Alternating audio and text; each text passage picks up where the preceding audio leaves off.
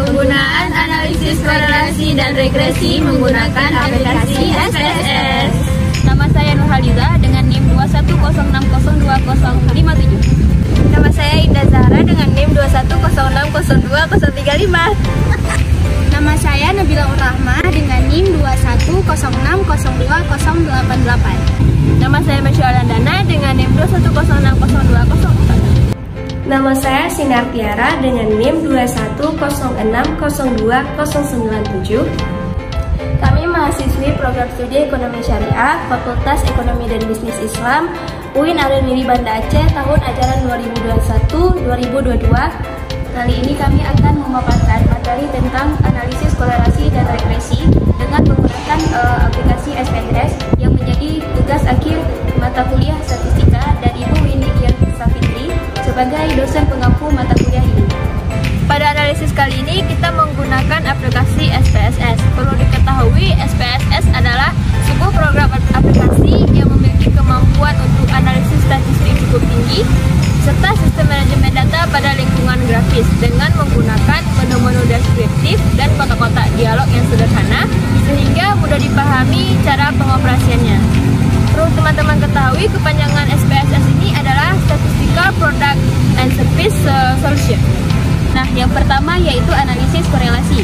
Apa sih analisis korelasi? Analisis korelasi yaitu metode yang digunakan untuk mengetahui ada atau tidaknya hubungan linear, yaitu antara variabel terikat dan variabel bebas. Nah, dari metode ini kita dapat menjawab ada atau tidaknya hubungan, dan yang kedua yaitu seberapa kuat hubungan yang terikat tersebut. Selanjutnya yaitu jenis dari korelasi. Ada 3. Yang pertama korelasi sederhana, korelasi parsial, dan korelasi ganda. Yang kedua ada definisi analisis regresi. Analisis regresi sering disebut dengan unright, yang dimana analisis jenis ini merupakan sebuah metode yang digunakan untuk mengukur pengaruh variabel bebas terhadap variabel terikat. Kemudian ada jenis-jenis regresi. Regresi terbagi menjadi 2 jenis, yaitu yang pertama regresi linear sederhana dan yang kedua regresi linear berganda. Dapat kita simpulkan, analisis korelasi bertujuan untuk mengetahui apakah ada hubungan antara 2 variabel atau lebih. Sedangkan tujuan analisis regresi adalah untuk memprediksi seberapa jauh pengaruh yang ada tersebut, yaitu yang telah dianalisis melalui analisis korelasi. Nah, karena kita akan menganalisis data 3 variabel, kita akan menggunakan jenis analisis korelasi dan regresi berganda. Nah, kali ini kami akan langsung melakukan analisis korelasi dan regresi menggunakan data 3 variabel. Berikut adalah tutorialnya. Baiklah, langsung saja kita akan mulai menganalisis data 3 variabel menggunakan metode regresi dan korelasi dengan aplikasi SPSS. Nah, sebelum itu perlu disiapkan terlebih dahulu datanya. Di sini kami sudah punya data 3 variabel dan kita pisahkan yang mana termasuk ke dalam variabel bebas dan variabel terikat. Nah, di sini kami punya promosi sebagai variabel bebas, harga sebagai variabel bebas juga, keputusan konsumen sebagai variabel terikat. Variabel bebas kami tandai dengan huruf X, serta variabel terikat kami tandai sebagai huruf Y. Nah, tujuannya adalah untuk melihat pengaruh antara variabel bebas kepada variabel terikat, serta seberapa besar pengaruh itu. Nah, langsung saja kita buka aplikasi SPSS-nya, lalu klik di bagian variable view. Di sini di bagian name dituliskan kode dari variabel tadi. Variabel bebas ditandai dengan X1. Kemudian diberi label sesuai data. Di sini X1 ditandai sebagai promosi. Kemudian dilanjutkan lagi X2 ditandai sebagai harga. Kemudian di Y sebagai variabel terikat, yaitu tingkat keputusan konsumen.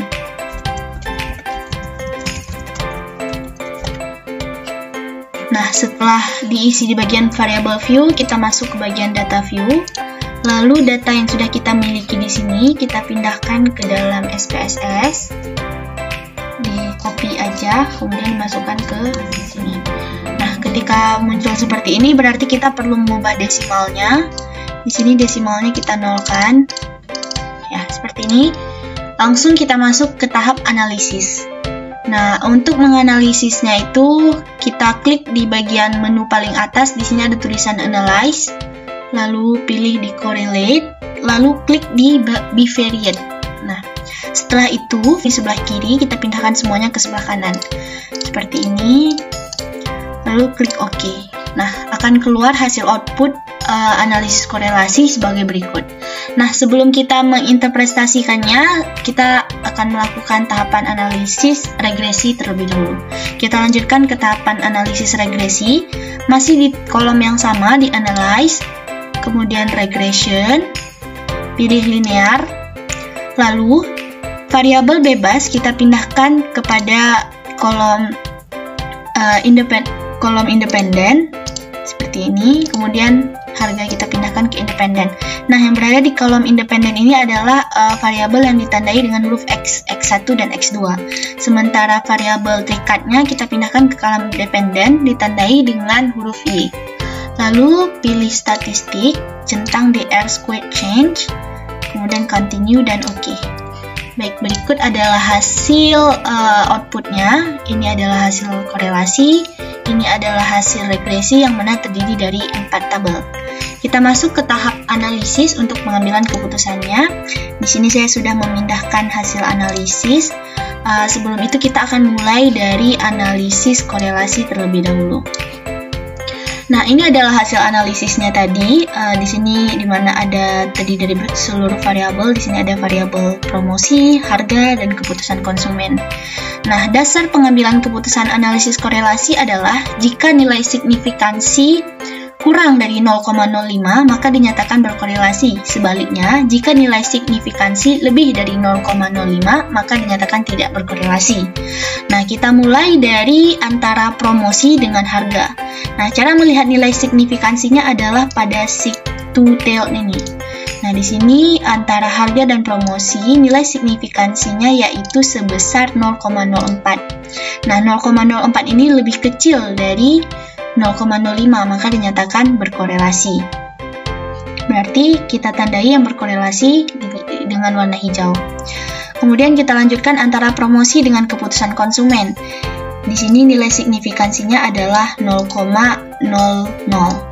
Ya, ini juga termasuk ke dalam berkorelasi, yaitu keputusan konsumen dan promosi berkorelasi, begitu juga dengan harga. Kita lanjutkan ke kolom harga dengan promosi. Di sini angka yang muncul ada 0,04, lagi-lagi lebih kecil dari 0,05. Lalu di sini keputusan konsumen dan harga juga 0,015, juga lebih kecil dari 0,05. Begitu juga dengan keputusan konsumen kepada promosi dan keputusan konsumen terhadap harga. Nah, jadi dapat kita ambil kesimpulan dari hasil output SPSS korelasi bahwasanya antar variabel ini memang memiliki hubungan korelasi, yaitu saling berpengaruh antara satu sama lain. Nah, lalu kita juga perlu melihat seberapa besar derajat hubungan atau status sekuat apa pengaruhnya itu. Nah, jadi di sini juga ada dasar pengambilan keputusannya. Maka kita perlu melihat nilai Pearson correlation. Nah, ada di sini. Nilai Pearson correlation juga sudah dituliskan antar variabel, yaitu kita mulai dari antara promosi dan harga. Di sini nilainya adalah 0,817. 0,817 termasuk ke dalam korelasi sempurna. Kemudian 0,903 ini antara keputusan konsumen dan promosi juga termasuk ke dalam korelasi sempurna. 0,817 ini antara promosi dan harga juga termasuk ke dalam korelasi sempurna. Kemudian keputusan konsumen 0,73 kepada harga. Nah, 0,73 berarti termasuk di range antara 0,61 sampai dengan 0,80. Berarti yang ini berada dalam status korelasi yang kuat. Lalu kita lihat antara promosi dan keputusan konsumen 0,90 juga korelasi sempurna, dan 0,73. Nah, 0,73 antara keputusan konsumen dan harga termasuk ke dalam korelasi kuat. Nah, jadi berikut adalah cara membaca atau menginterpretasikan hasil output SPSS korelasi. Kita lanjutkan ke hasil output SPSS regresi.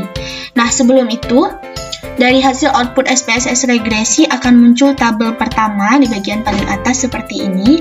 Ini adalah tabel yang menjelaskan yang mana kita anggap sebagai variabel bebas dan yang mana variabel terikat. Nah, di sini ada variabel entered, ini sebagai variabel bebas. Kemudian di sini ada dependent variable, ini adalah variabel terikat yang kita masukkan ke dalamnya. Lalu kita lanjutkan. Nah, selain itu dalam regresi kita juga bisa mengambil keputusan analisis korelasi, yaitu biasa dikenal dengan istilah analisis korelasi berganda. Ya, lagi-lagi yang dilihat adalah nilai signifikansi, namun berbeda. Yang kita lihat dalam hasil analisis regresi adalah nilai significant F change, ya. Masih dengan peraturan yang sama, ketika dia berada di bawah 0,05 maka dianggap berkorelasi. Nah, di sini kebetulan hasil nilai significant F change-nya adalah 0,003 yang berarti dia berkorelasi. Nah, perbedaannya antara analisis korelasi yang menggunakan hasil regresi dengan analisis korelasi yang sebelumnya adalah jika yang sebelumnya, yang ini dia memperlihatkan antar variabel satu-satu diperlihatkan, sementara yang kita lihat di analisis regresi ini dia langsung mengambil keseluruhan variabel gitu. Nah, ini juga kita bisa menilai Pearson correlation-nya, juga kita lihat berbedanya itu kita melihat nilai Pearson correlation-nya ini menggunakan nilai R-square di tabel model summary ini. Nah, jadi ini ketika 81,5 berarti dia terkategori korelasi sempurna dan dinyatakan berkorelasi. Ya, seperti ini. Baik, kita lanjutkan analisis regresi selanjutnya. Nah, sebelum kita mulai memutuskan kesimpulan atas suatu analisis regresi, kita perlu merumuskan hipotesis terlebih dahulu. Nah, di sini kami sudah merumuskan hipotesis. Hipotesis pertama yaitu terdapat pengaruh promosi terhadap keputusan konsumen. Ini variabel pertama, variabel bebas pertama. Kemudian hipotesis kedua, terdapat pengaruh harga terhadap keputusan konsumen. Ini variabel kedua. Dan hipotesis ketiga, terdapat pengaruh promosi variabel pertama dan harga variabel kedua terhadap keputusan konsumen. Dan di sini tingkat kepercayaannya adalah 95% dan alfa 0,05%. Nah, jadi ada yang membedakan antara hipotesis 1, 2, dan 3. Ketika hipotesis 1 dan 2 ini hanya antar satu variabel bebas dengan variabel terikat, maka yang dilakukan adalah uji T dengan melihat nilai T tabel dan T hitung. Sementara H3 ini yang dilihat adalah nilai uji F. Baiklah, kita akan langsung menganalisis hipotesis 1 dan 2 menggunakan pengujian nilai T ya, atau uji T, dikenal dengan istilah uji T. Nah, di sini ada peraturannya, jika nilai signifikan lebih kecil dari 0,05 atau T hitung lebih besar dari T tabel, maka terdapat pengaruh variabel X terhadap variabel Y. Sebaliknya, jika nilai signifikan lebih besar dari 0,05 atau T hitung lebih kecil dari T tabel, maka tidak terdapat pengaruh variabel X terhadap variabel Y. Nah, jadi yang membedakannya itu adalah hipotesis pertama, itu yang kita lihat adalah promosi terhadap keputusan konsumen, sementara hipotesis yang kedua adalah harga terhadap keputusan konsumen. Nah, di sini kita langsung mulai dari promosi. Ini sudah saya tandai sebagai X1, di harga kita tandai sebagai X2 supaya lebih memudahkan. Nah, jadi di mana kita melihat nilai sig? Ini ada di sini ya, signifikan. Ini adalah nilai yang perlu kita lihat dalam pengambilan keputusan. Dari nilai promosi, di sini nilai signifikannya 0,15. 0,15 ini lebih kecil dari 0,05, 0,05 dan 0,15. Maka ini kita kategorikan sebagai benar ya, lebih kecil dari 0,05. Kita tandai sebagai warna hijau. Kemudian kita perlu melihat nilai T hitung. Nah, T hitungnya ada di sini, ditandai dengan kolom dengan huruf T. Ini adalah nilai T hitung. Nah, ternyata T hitung lebih besar dari T tabel. Kita perlu mencari nilai T tabelnya nih. Nah, di sini sudah saya siapkan rumus T tabel, yaitu alfa dibagi 2 kepada N ini adalah jumlah sampel data yang kita punya, K adalah variabel bebas yang kita punya. Di sini kita punya dua variabel bebas, yaitu promosi dan harga. Kemudian dikurangi 1. Nah, alfa ini kita dapatkan dari tingkat kepercayaan atau alfa sama dengan 0,05. Nah, ketika alfa 0,05 dibagi 2 akan dapat angka 0,025. Kemudian N adalah jumlah sampel. Kita cek lagi, di sini jumlah sampel kita ada 10. Ya, jumlah sampel kita ada 10 dan variabel kita ada 2, 10 dikurang 2, 8 dikurang 1, 7. Maka kita dapat ini angka untuk melihat nilai T-tabel dan ini adalah angkanya. Nah, untuk T-tabel ini bisa kawan-kawan lihat di tabel yang sudah tersedia. Ya, memang ada tabelnya, jadi kita hanya perlu melihat angkanya saja. Oke, untuk hipotesis pertama, nilai signifikannya lebih kecil dari 0,05, T hitungnya juga lebih besar daripada T-tabel, di sini 3,2, sementara T-tabelnya 2,3. Maka kita anggap hipotesis pertama ini diterima ya. Hipotesis pertama diterima dan membuktikan bahwasanya ada pengaruh promosi terhadap keputusan konsumen. Kita lanjut ke hipotesis yang kedua, yaitu terdapat pengaruh harga terhadap keputusan konsumen. Nah, kita lihat dulu nilai signifikannya. Di sini nilai signifikannya 0,9. 0,9 lebih besar dari 0,05, maka di sini kita tandai sebagai warna merah karena dia lebih besar. Oke, kemudian T hitungnya min, sementara T tabelnya plus. Jadi sudah pasti ya T hitungnya lebih kecil daripada T tabel. Maka kita ambil kesimpulan bahwasanya hipotesis kedua ini ditolak. Maka akan kita ganti dengan hipotesis baru. Ya, berarti tidak terdapat pengaruh. Tidak terdapat pengaruh antara harga terhadap keputusan konsumen. Nah, jadi ini adalah cara membaca hipotesis 1 dan 2 melalui tabel koefisien. Jadi yang perlu dilihat adalah nilai signifikan dan T hitung serta T tabel. Nah, langsung saja kita akan melihat keputusan terhadap hipotesis ketiga. Nah, hipotesis ketiga tadi adalah terdapat pengaruh promosi dan harga terhadap keputusan konsumen. Nah, di hipotesis yang ketiga kali ini kita akan menggabungkan dua variabel bebas yang tadi ya, yaitu promosi dan harga. Kita akan melihat apakah dia memiliki pengaruh terhadap keputusan konsumen.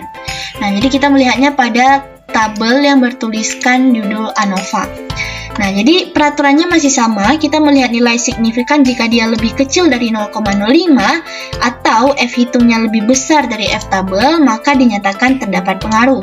Sebaliknya, jika nilai signifikannya lebih besar dari 0,05 atau F hitungnya lebih kecil dari F tabel, maka dinyatakan tidak terdapat pengaruh. Nah, kita melihatnya di bagian di sini, regression. Nah, di sini udah tertulis ya, sig ini ditandai sebagai signifikan. Nilai signifikannya adalah 0,03 dan 0,03 ini lebih kecil dari 0,05. Maka untuk sementara kita udah dapat nih hipotesisnya bahwasanya terdapat pengaruh antara variabel promosi dan harga terhadap keputusan konsumen. Lalu kita perlu melihat lagi adalah nilai F hitung dan F tabel. Sementara di sini sudah tersedia nilai F hitungnya di kolom F, yaitu sebesar 15,450. Nah, lalu bagaimana cara kita mencari nilai F tabelnya? Jadi di sini sudah saya tuliskan rumusnya. F tabel yaitu K ini adalah jumlah variabel bebas yang kita punya. Kemudian N adalah jumlah sampel kita tadi ada 10, dikurangi K, dikurangi jumlah variabel. Jadi kita dapat angkanya 2 dan 8. Lalu kita langsung melihat aja di F tabel yang udah tersedia di tabelnya.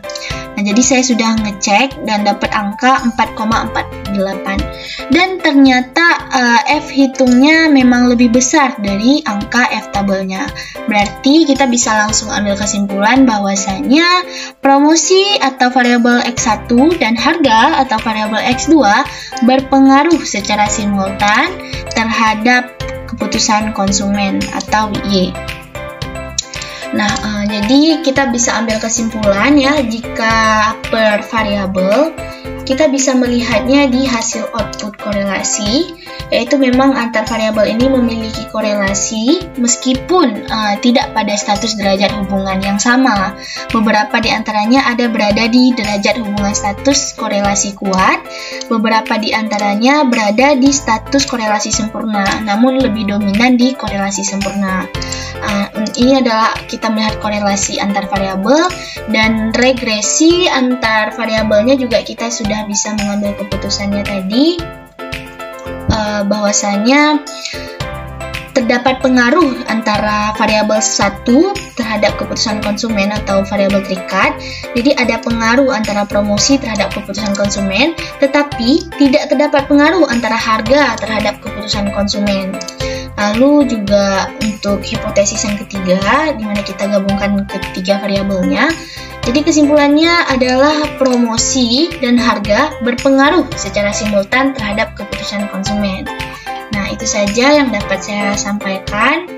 Sekian pemaparan materi dari kami, semoga dapat bermanfaat dan dapat diambil pelajarannya, dan jangan lupa dipraktikkan ya. Terima kasih dan see you. Kuliner. Lanjutkan aja boleh nggak? Program kan lupa. Pakai teks saja, mana? Pakai Feliza. Enggak apa. Evaluasi. Kan dulu. Oke, lupa.